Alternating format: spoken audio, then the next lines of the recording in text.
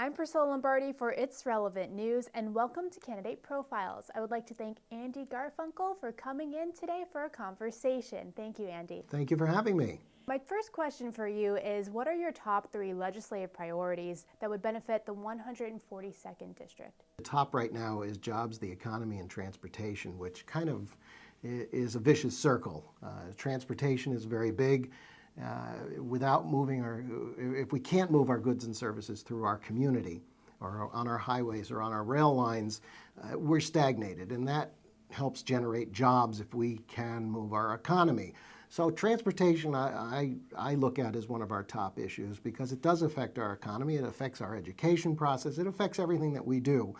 If we can't get around just to even go shopping on the weekends or get to work within a reasonable amount of time.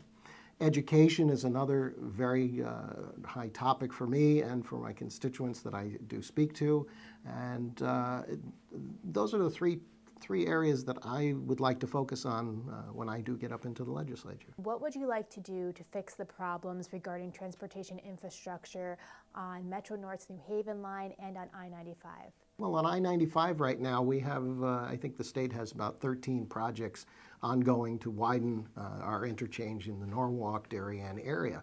And that's going to be an immediate fix to our problem now. It worked about a decade ago in Stamford to widen I-95 and the on-ramps, and I believe that that's going to alleviate some of the congestion that we have now. But it's, again, it's not a temporary fix, it's a fix for right now. We need to think ahead in the process of transportation, especially for I-95 and our Metro North line. We have a Metro North line that feeds the New England area. It is the heart line of transportation for this area. And we have some severe problems with the walk bridge that's here in Norwalk, which is a 115-year-old bridge that's malfunctioning on occasion. And we can't have that. It shuts down the entire Metro North line. It shuts down our commuter line, it shuts down Amtrak, and that's just unacceptable. I know that currently that the federal government is helping subsidize the work that's going to go on to replace that bridge, and that's going to be a long process and very detailed process, but it's a necessary process. It's something that we do need to invest in for the future. I think that we also need to invest in some rail lines that will help the communities better, connecting light rail lines between the communities that will also spark growth in economic growth in those communities as well if we're connecting them. The high-speed rail is a possibility to move people faster through this state on Amtrak. That means reworking a lot of the rail lines at this point, and that's a project that's off in the future. We should concentrate or look into getting freight lines to move freight through the state of Connecticut and possibly even have ports open where we move freight through either Bridgeport or New Haven and getting truck traffic off the road. Another subject which is kind of controversial but needs to be put on the table for discussion is the possibility of putting tolls back into the state of Connecticut. Now, whether we exempt state residents or discount state residents, but today with the high-speed Easy Pass system, it doesn't back up the traffic like it used to that we all remember that the tolls did here in the state of Connecticut, or especially down in lower Fairfield County. This is revenue that could help the state as well, whether we're charging the trucks significantly for, or primarily truck traffic or just out-of-state residents. This is revenue that comes into the state that we do not have right now. This money can be earmarked to helping reconstruct bridges, the roads, and even work for the rails. And the money that we're now putting into that through the state could be used for education. It could be used for health care problems. It could be used for veterans affairs. Money that can go elsewhere. So those are some of the ideas. Or I commute on Metro North, I commute on I-95, and I see the problems that are there. And if I'm late for work as well, that's a problem for me, and I'm sure it's a problem for the commuters all around this area. October is National Bullying Prevention Month. Is there a role for the state legislature to play in reducing bullying among our young people, especially in schools? Of course, there is. Bullying has become more and more prevalent in today's society, especially with media that it's not just schoolyard bullying anymore or classroom bullying. It gets out to cyberbullying, and it affects the lives even more so of young individuals. In the classroom, I'm sure that the curriculum that's being taught now in the schools is anti-bullying programs. We see them out there. The police are very active in that, as well as the Board of Education. Kids can be very impressionable at a young age. We've all been there before. We've been either bullied or witnessed the bullying, and we need to, as the state legislature, need to step in and try to make sure that across the board we're looking after our youth. Again, bullying is not the same that we thought about years ago when maybe you made fun of one child made fun of another.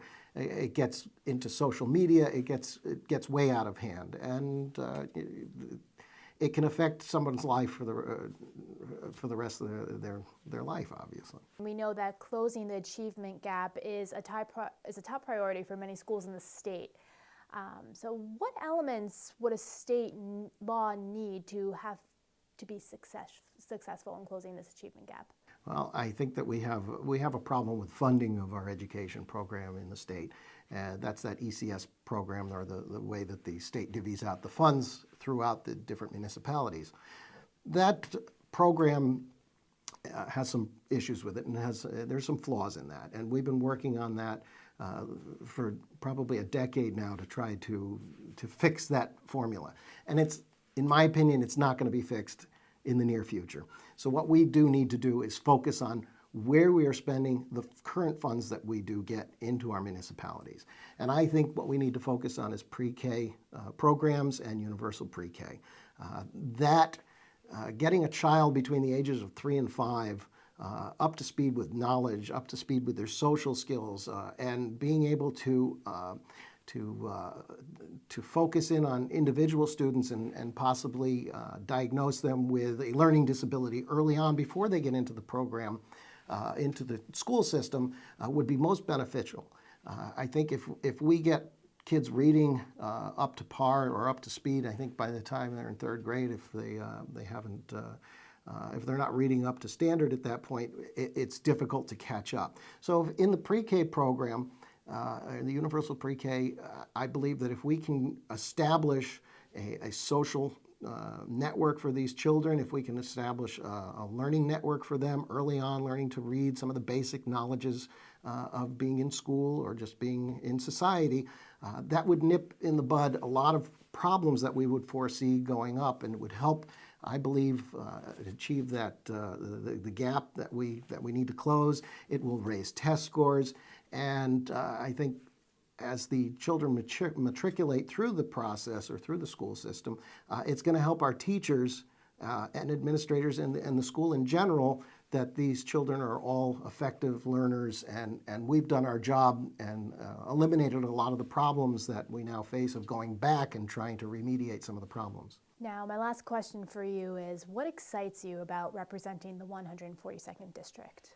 I've been representing the city of Norwalk in many different capacities over the last decade and a half, whether it was the town clerk of Norwalk, which I served 5 terms, 10 years as an elected official, whether it was through being the PTO president for Wolfbit School, whether it was an athletic coach in the Little Leagues, or on the Norwalk Seaport Association board. I believe that my personality is just made for being able to communicate with people and solve problems and bring solutions. It's a challenge for me that I've taken on in pretty much any activity that I've gone into. If there's a problem or that I've been brought to a subject that needs some addressing, I take that on as if it were my own. My name is on everything that I do, and I'm not going to do anything unless I can do it 100%. So I believe that I can be a conduit of information from the city of Norwalk, its constituents, my neighbors, my friends, to the legislature in Hartford and back.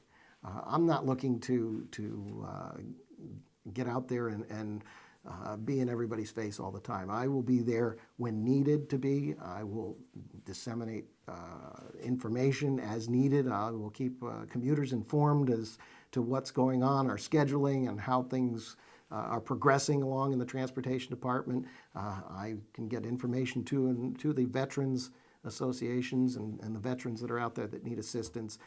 And I just wholeheartedly enjoy doing this kind of work. So I feel that I've been representing the city and the municipality in many different capacities, and I believe this is just a step up in enabling me to help others.